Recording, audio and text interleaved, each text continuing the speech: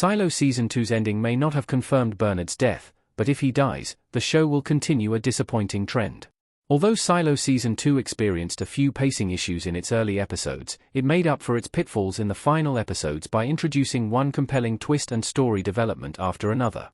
In its closing story arcs, Silo Season 2 significantly raised the stakes for its main characters while paving the way for Season 3 to dive deeper into the origins of the post-apocalyptic event that changed the show's world. While Silo Season 2's ending moments are jam-packed with many intriguing turns and revelations, one of the most shocking story beats in its finale revolves around Juliet and Bernard. The two characters cross paths with one another after Juliet returns home to Silo 18 while Bernard sets out to leave. Just when they are on the verge of seeing eye to eye with one another, they get stuck in Silo 18's airlock as flames engulf the entire chamber. Juliet will certainly survive the fire, but Bernard's fate seems ambiguous after the Apple TV Plus sci-fi show Season 2 ending sequence. Losing Tim Robbins in Silo Season 3 would be a shame. He has been one of the primary drivers of the series since Season 1. Silo Season 1's early episodes established how unforgiving its post-apocalyptic world was when main characters like Allison and Holston suddenly met with grim fates. After their sudden demise, Rebecca Ferguson took over as the show's main hero while Tim Robbins stepped in as the primary antagonist. Since Ferguson's Juliet and Robbins' Bernard have remained two of the biggest drivers of the series.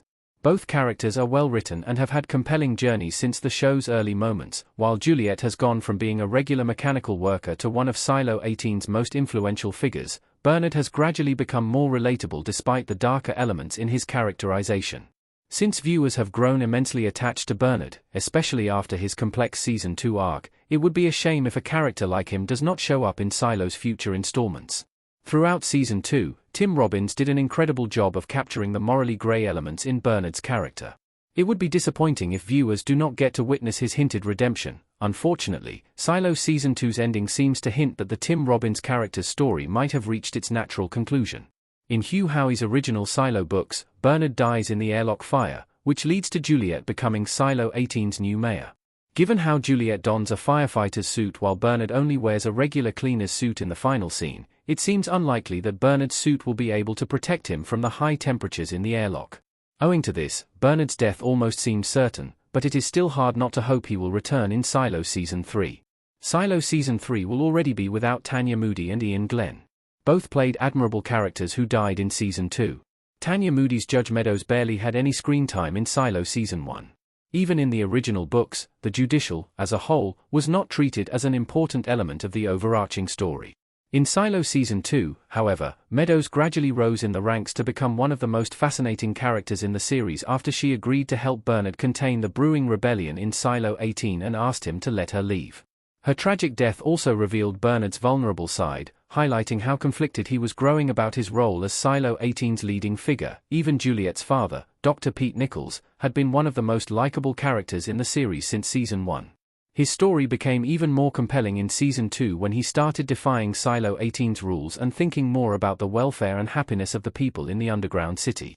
Unfortunately, like Tanya Moody's Meadows, Ian Glenn's Pete also met a tragic fate when he sacrificed his life to help the mechanical citizens execute their final plan against Bernard. Both characters' deaths left viewers with a deep sense of loss because, despite their limited screen time, they had unexpectedly become central to many poignant story beats in the series. If Bernard, too, passes away, Silo Season 3 would be bereft of some of the series' most layered and emotionally resonant characters. After Season 2's events, even the capacity in which Steve Zahn Solo will return in Season 3 remains uncertain, making it hard not to wonder whether the show's future seasons will be able to fill the void left behind by so many beloved characters. Silo's character trend is forgivable thanks to Rebecca Ferguson. She can single-handedly carry the show. Juliet looking concerned in Silo Season 2 Episode 10.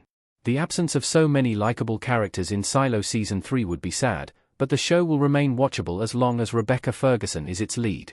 So far, the Dune star has perfectly embodied Juliet Nichols, capturing her strong will to survive and save her people from a grim fate.